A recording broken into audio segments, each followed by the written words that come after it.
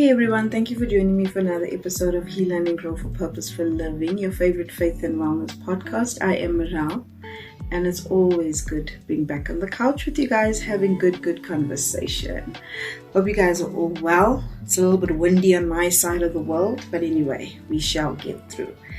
So today's episode is all about love, relationships, and marriage. So, things I stopped doing to have a happier and a healthier marriage. Now, this wasn't easy. This didn't happen overnight. This wasn't a aha moment that I woke up one morning and said, these are the list of things I'm going to stop doing and my marriage is just going to be boss. Oh, no. This is a lot of years of work, sweat, tears, unlearning bad behaviors, relearning good behaviors, and we are where we are now. A much happier, healthier, joyful, fulfilling marriage. That's where I'm at the moment. So marriage is definitely not for the faint-hearted, especially long-term marriage. I think if we look around today, the lifespan of a marriage these days, I would say 5 to 7 years, if you're lucky. 5 to 7 years. That's the span of a marriage if I look around today. So I definitely don't see a lot of long-term marriages. And the ones that are in it for the long haul can definitely tell you that there's a lot that went into them doing 15 and 20 and 30 and 40 plus years. It's not easy. It's definitely not easy. And there's nothing cute about it after a long time. There's different phases that you go through in marriage. You obviously get the honeymoon phase where everything is cute and it's all butterflies and, oh, I love you, baby. And it's all the cute little names and it's cute at that stage. And then you get to the stage where we are figuring one another out and we are peeling back the layers of ourselves and we're introducing or pieces of our true selves are starting to emerge to our partners and our spouses. And that can be uncomfortable. And it can be like, I didn't sign up for this. And then you get the unsure phase where it's like, I did not sign up. I didn't know this is you. I didn't know this is how you behaved. I didn't know you had these tendencies, because you start seeing, like I say, layers and layers being pulled back. And then you get the autopilot phase, the phase where life is going on around you, the children, you sing to the children, you busy building your career, it's family issues. There's just a whole lot of life going on around you that as long as you're not fighting in your marriage or as long as there's no conflict, we are on autopilot, we are just cruising through, life is going. And then you get the phase of, I don't know. You look at the person next to you and it's like, I think by this stage you're probably 13, 14 years in, and you're looking at your person and it's like, who are you? I don't know you. Who is this person that has evolved right next to me without me even realizing and taking note of it? And then there's the phase of, where do we go from here? We are like at a crossroads. We don't know each other. We don't understand each other. We can't relate to each other anymore. So what are we doing? Are we staying and we're working this out, or are we going separate ways? And I think that's like the phase that most people get to, and it's like, okay, it's checkout time. I think very few people actually stay at this phase and, put 10 toes in and say, we are fighting for this, no matter what. And then you get once you've passed the where do we go from here phase, if you are staying and if you've decided to make this work and go at it for the long haul, you get the rebuilding phase. The phase where you recognize your mistakes, you recognize where you've gone wrong, you know the lessons that you've learned, and you start doing things differently. And I think for me, if I look back at my marriage right now, I think my husband and I are in this phase. We are coming up on 20 years. We're 20 years together, but we will be 20 years officially married very, very soon. So I think we at this stage now, we've gone through all of these others and then some But now I definitely think we are at the phase of, rebuilding. Lots and lots and lots and lots of lessons to be learnt. Lots of things and mistakes I never want to ever repeat again. My husband refers to this as the second phase. I suppose you could call it that. But yeah, we are at a place of rebuilding. And there's a lot of things that I had to stop doing. I had to cancel out. I had to get rid of and let go of, so that I can look back today and say, okay, I have a healthier, more fulfilling marriage. And I'll go through some of those things quickly. This is my own life experiences. I'm not a marriage counselor. I'm not a marriage expert. These are just things that I and my husband have both experienced, but I'm obviously speaking from my point of view, that I as a wife had to stop doing in order for us, or for me, to have a healthier and fulfilling marriage. And one of the first things I had to stop doing, can I get a sip of tea, please? Because my throat is like very, very dry. I don't know why. Maybe I'm talking too fast. One of the first things I had to stop doing is expecting my husband to be my savior. If you've watched previous episodes of the podcast, you would know that I got married very, very young. I was 21 years old. I consider that young. I was 21 years old, and I've also referred to me getting married at that age as an escape from me. I was escaping from, I just needed safety and I needed stability because I never had that growing up. So when I first got married, those were the things I was initially looking for. And when I came into my marriage, I expected my husband to be my savior, to be my lover, to be my friend, to be to be everything, my provider, my everything for me, because I had to just stop and just do nothing. I just wanted to do nothing, and not nothing from a lazy, non-contributive point of view, but nothing in the sense of, I'm in a safe place now. Can I just enjoy the safety that I'm in? And I think there was a lot of pressure to put on my husband, because he himself came with his own set of traumas and betrayals and hurts and things that he was going through. And he probably was looking for the same thing in me that I was looking for in him. But thankfully, he was able to step up in certain ways. Obviously, in other ways, he didn't do such a good job. But that's a story for another day. But yeah, I had to stop expecting him to be my savior and to be my be-all and end-all, my happiness. My world revolves around him. If he's not in it, then I can't function.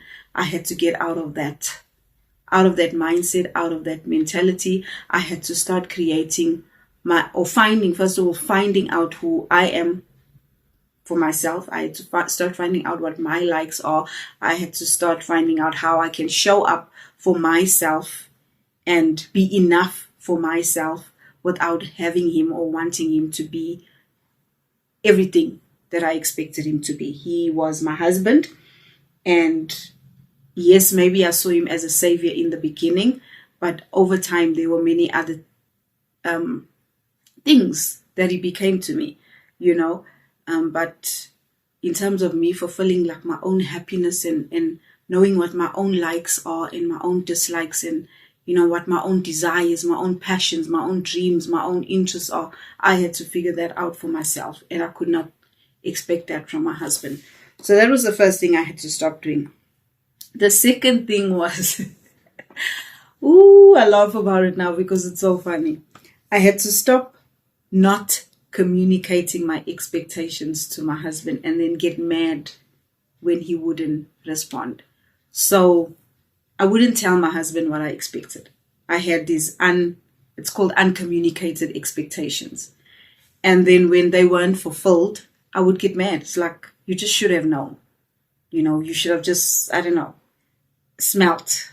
You should have had that thing that just should know that my wife needs this, my wife wants this, my wife expects this. And we used to have a lot of fights about that. A lot of fights about that, because then I'd get angry or get upset out of the blue, and it'll be like, what's wrong? And I'll be like, nothing. And you know how wives do. What's wrong? Nothing. What's wrong? I'm fine. You're actually not fine. We need to stop doing that, wives. girlfriends. Women, we need to stop doing that.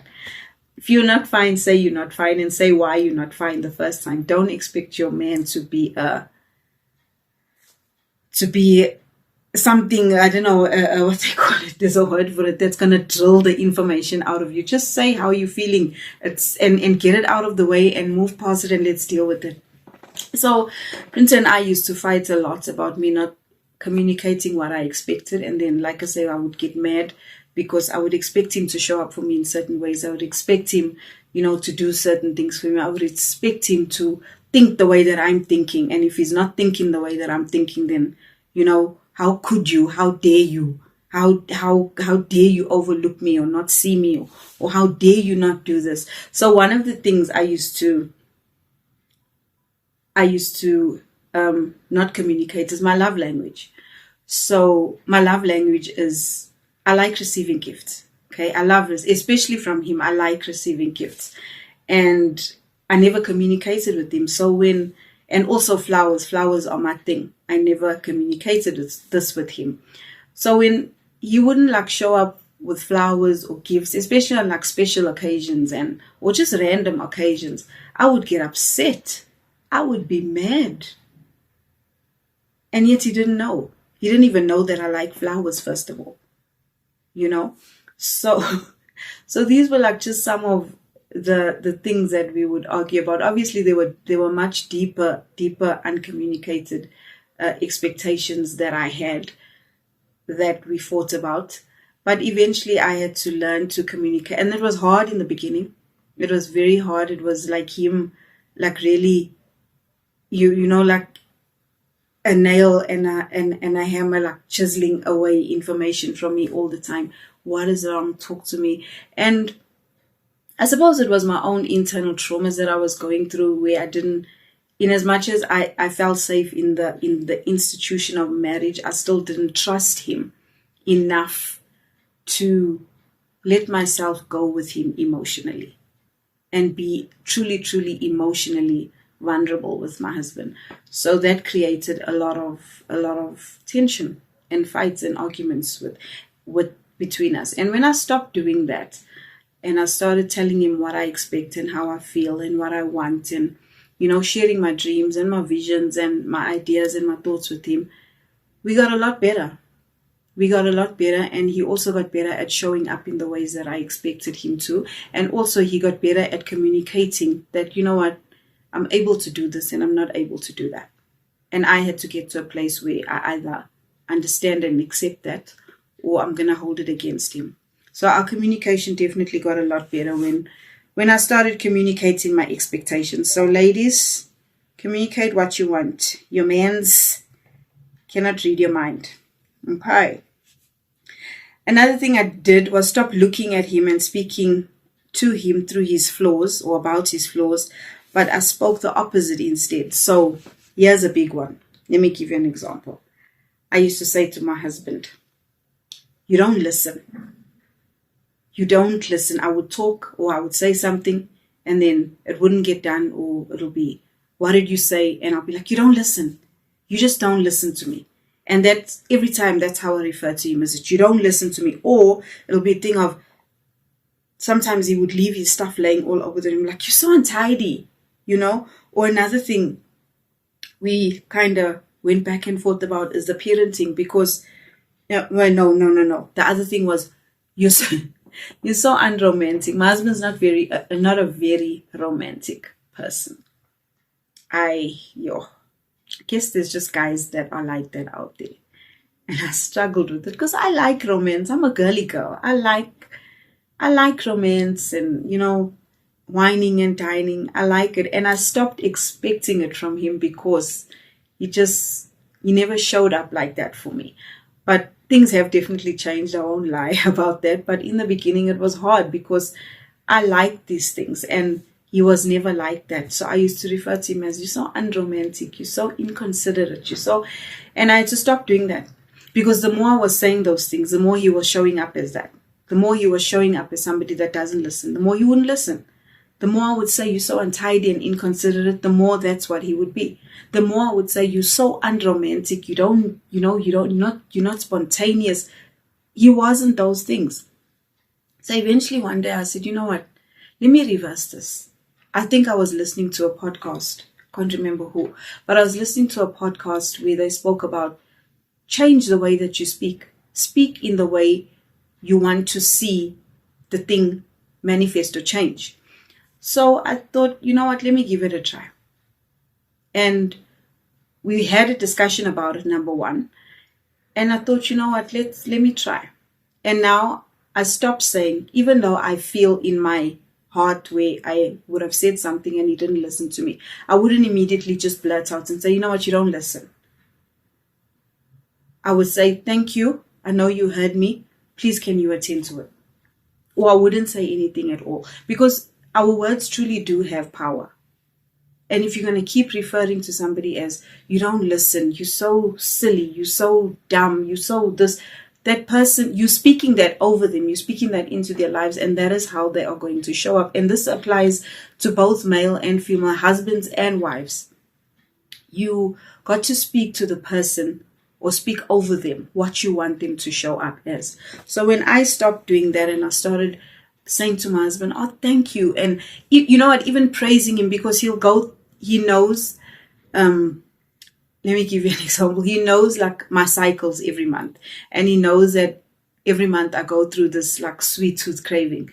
And he knows that every month, a week or so before I come on for my monthly cycle, I want chocolates. I want every sweet thing you can find. And he is considerate in the sense of he'll go out and he'll get me all the sweet stuff that I need.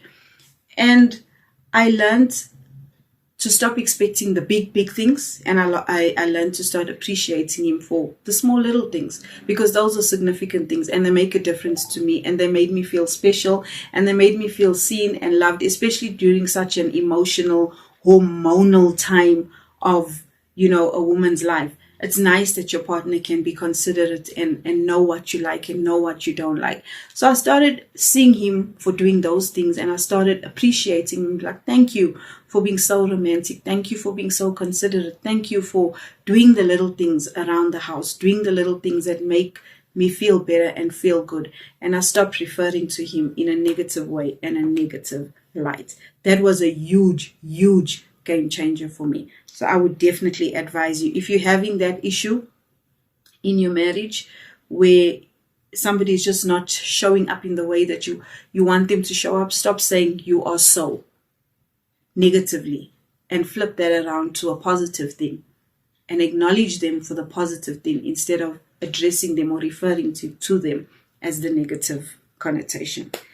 The next thing is I stopped always expecting him to initiate things. So I am a natural leader. I take charge, I take control, I lead in situations. So when I came into marriage, I think it was a little bit of the same element, because I recognized that my husband didn't have so much of that quality.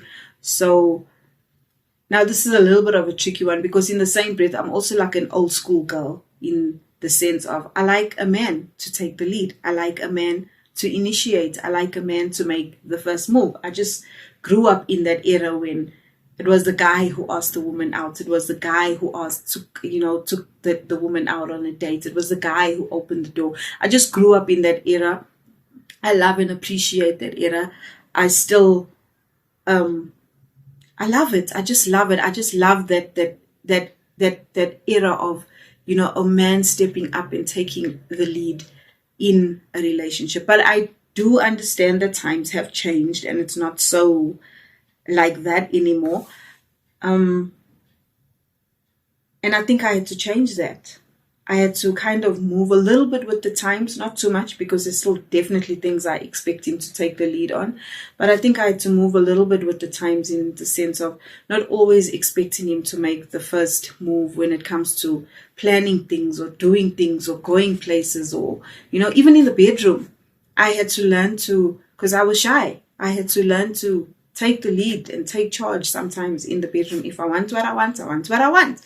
And I found that was also an exciting and a new adventurous element that I added or introduced into our relationship when I was able to say, okay, it doesn't always have to be you. It doesn't always have to be you waking up in the morning, making the coffee. It doesn't always have to be you running the bath. We can share the load. Sometimes I can surprise you and run a bath for you. Sometimes I can surprise you and rub your back. Sometimes I can surprise you and take you for lunch or take you for dinner or whatever the case may be. So that was also something I stopped doing, and there I saw a lot of happiness on both our parts. I stopped always expecting him to take the initiative, and I took some of the initiative in doing the fun and the spontaneous stuff. Another thing I stopped doing is referring to or bringing up the past once it's been forgiven. And I know, ladies, we have a tendency of not letting go of, especially when betrayal is in the mix or when betrayal has happened. It's very difficult for us to let go of things, and we will always refer to, remember when you did this, remember how you acted when. So once, and I used to do that a lot. I used to remember the last time when you didn't listen and we ended up in this situation. Now it's going to be like that again. That's what I used to do. Always refer to his mistakes and the things that he didn't do the last time that got us in a bad situation. And now it's like, remember, and we could never have like a conversation like moving forward, because we were always, or I was always referring to the past and referring to the things that he had done in the past. So I had to make a decision and say, okay, once we've spoken about it, once we have decided to forgive each other for it, it never comes up again. It never gets mentioned again. Because if we're going to keep bringing up the past, we're never going to move forward. We're never going to move forward, and we're always going to stay in that state of anger and frustration and disappointment and betrayal and all the negative feelings that were attached to that past moment. So when I stopped doing that, I also started seeing good results. I also started noticing also now that we can start having lighter, more fulfilling conversations, more planning for the future, more trusting one another, because it was also a thing of rebuilding trust again. To say it doesn't mean because he did it then, he's going to do it now. Maybe he learned from them.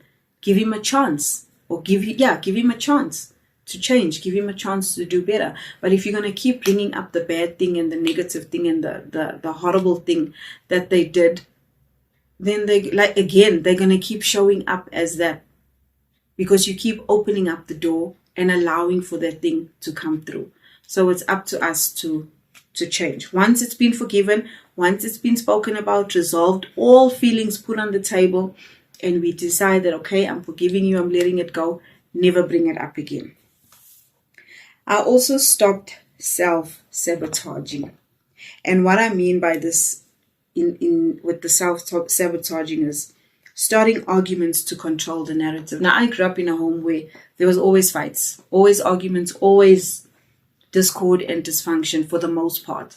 So, and I would watch how my mom or my parents would handle it or go about it. And I always thought, and it wasn't just even in my household, I think just in the community I grew up in generally, there was always just so much dysfunction. And I would see how different people would handle different things. And I always told myself, I will control the narrative of how my relationships work. So before I got married, when I was in relationships, before they hurt me, I would hurt them. Before they break my heart, I would break their hearts. Because I wanted to be in control of the fact that you're not going to get me before I get you. And that's how most of my relationships before I got married ended. I was the one, and there was one where my heart was truly broken, and that came at a complete left. It blindsided me completely, and it left me distraught. As well, some people would say that was karma for my behavior. You know what? You reap what you sow, right? But when I got married, I carried that same mentality into my marriage where I would self-sabotage and I would like start arguments to control the narrative of how the argument would end. Whether I'm going to say, and this actually leads me to my next point, whether I would use that as emotional blackmail or emotional manipulation to say, you know what, I don't need to do this. I don't need to be here. I'll take my things and leave.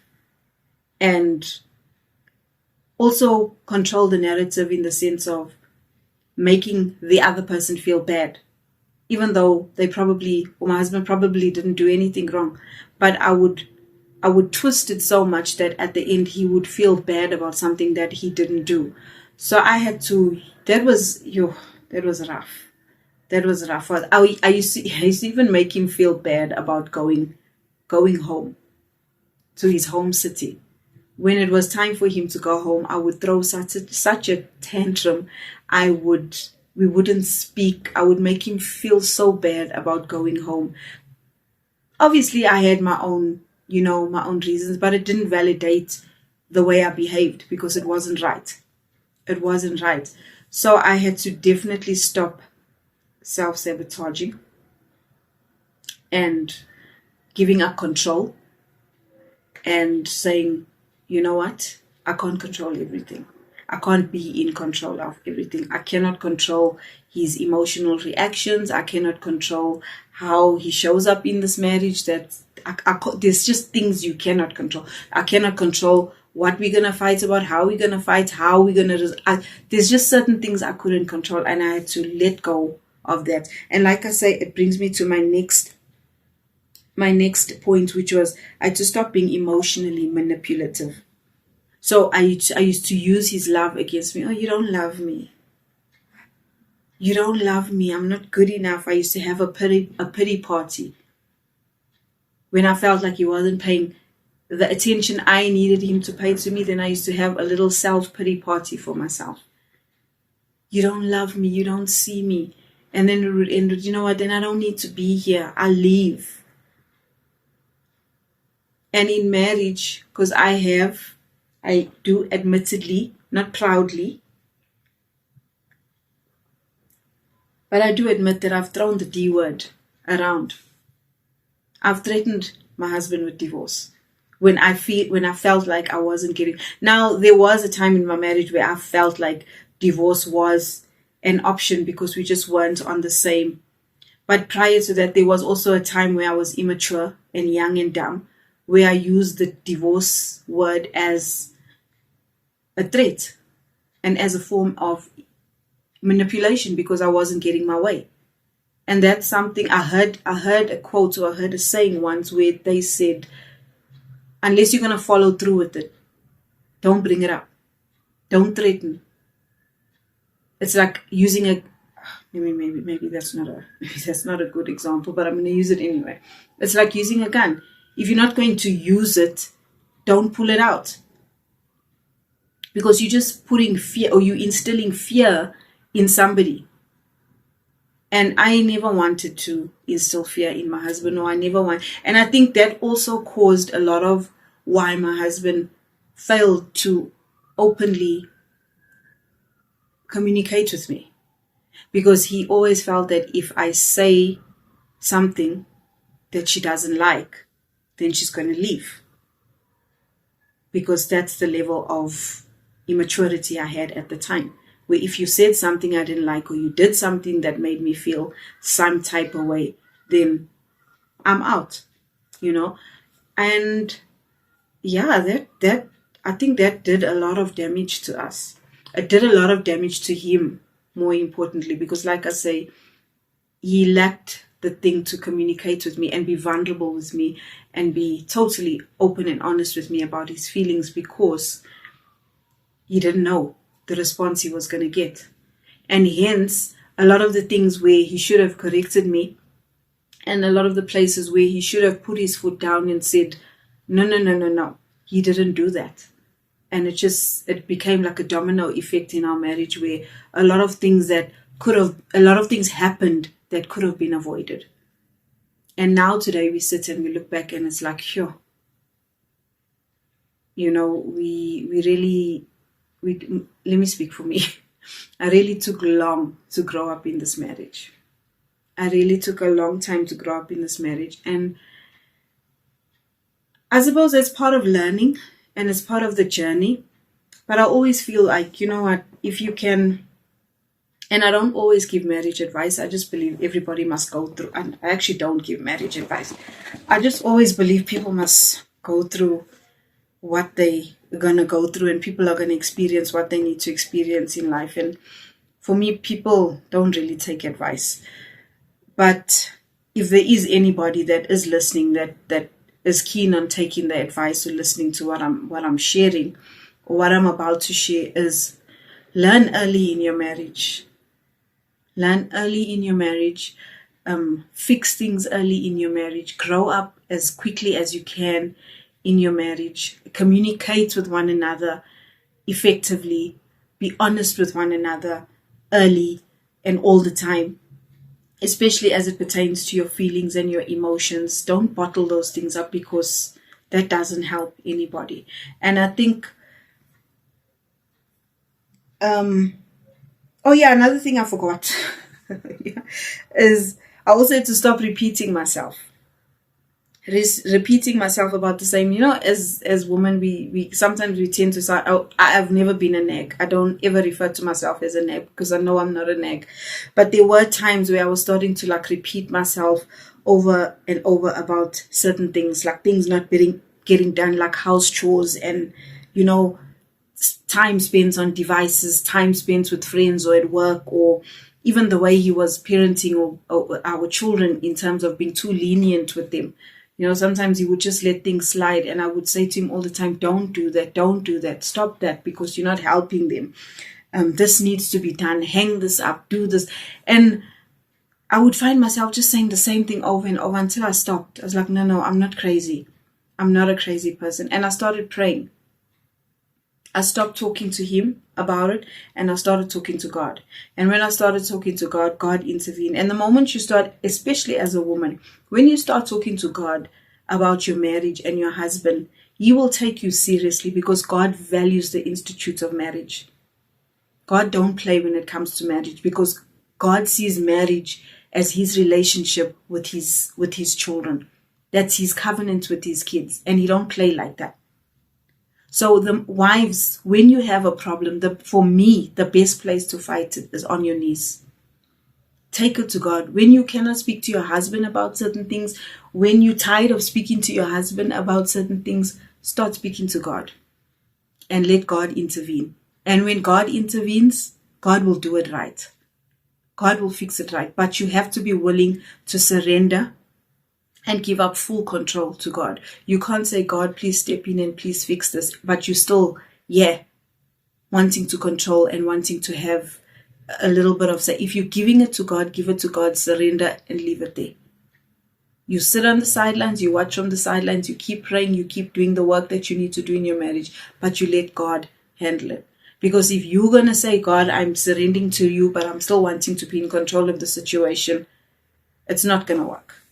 It's not going to work. So when you are tired, ladies, or you are at a point of, I don't know what's going on, turn to the Father. Like I said, God values marriage more than he does, I think, anything. The relationship and the institute of marriage is the most relationship that is valuable to him, because it represents his relationship with the church, with people, with you and I. So those are just some of the things that I had to stop doing in order for me to be at the place that I'm at now. Is it perfect? Absolutely not. It probably never will be perfect, but it's better. It's better. And I think the key in marriage is just striving to be better than the day before, the week before, the month before, the year before. All marriages are going to go through tough times, trying times, valley times, peak times, seasons of with, seasons of without. All marriages are going to go through tests and trials. But the key is to lean into each other, and both of you together lean into God. God has always been the center of our marriage. But there have been times where, even though he was the center, we didn't lean into him. We didn't go to him. We didn't rely on him. We didn't consult him about certain things. So we knew he was the center, but he was just there somewhere. But when we started really saying, God, you have to be in this. There's no other way. And we started going to him as a couple, praying as a couple, consulting him about every decision that we make, whether it be financial, whether it be emotional, whether it be with regards to children, whatever situations that we are facing. We are at the place now where we go to God about everything. We go to God about everything. He is our foundation. He is the center. He is the be all. He's the end all of our marriage. And we do the work daily. Because even though God is in the center, you can't just sit back and think, okay, God is in the center. Everything's just going to work out. No. You both have to show up and do the work. And in as much as I had to stop these things, there's also work that Prince had to do. And there's things that he had to stop doing. And there's things that he had to unlearn and relearn. And now we are walking the second phase of our marriage, I think, in a much better, in a much healthier, and a way more fulfilling place than we were even 5 years ago. Even 5 years ago. 10 years ago was rough. I think 10 years ago in our marriage was probably the worst. I would say the period actually the first 10, 12 years of our marriage were pretty hectic. But we work and we make it work, and we choose to make it work every day. So I'm going to end today's topic. I don't know what phase you are at in your marriage, if you are married. But I hope these things help you, especially if you're earlier on in your marriage. And I hope these things help you, to stop them now and not carry them on, as the years go by, and learn later in life. Like I say, learn as early as possible and get through and have the healthy, happier, fulfilling marriage that you can have as early as possible. And I'm going to end off today's episode with what I know for sure. And what I know for sure as it pertains to what I'm talking about today is a 3-stranded cord is not easily broken. In fact, a 3-stranded cord can never be broken. It can't be broken, because the 3 strands is you, it's your husband, and it's God. And if you intertwine all 3 together, that thing ain't breaking. It's going to go through wear, and it's going to go through tear, and it's going to go through the elements, and it's going to go through some rough times and whatever. But it will never be broken, because God is the 3rd cord that's just intertwined. I'm using my fingers. That's just intertwined. And that thing can never be broken. But if God is not in your marriage, then most definitely, chances of it being broken, very high. Very high. So that's what I'm going to leave with you guys today. I hope you enjoyed today's episode. If you did, please drop a comment for me. Give it a thumbs up. And I look forward to getting back on the couch with you again next week. Cheers, guys. Remember that I love you, but God loves you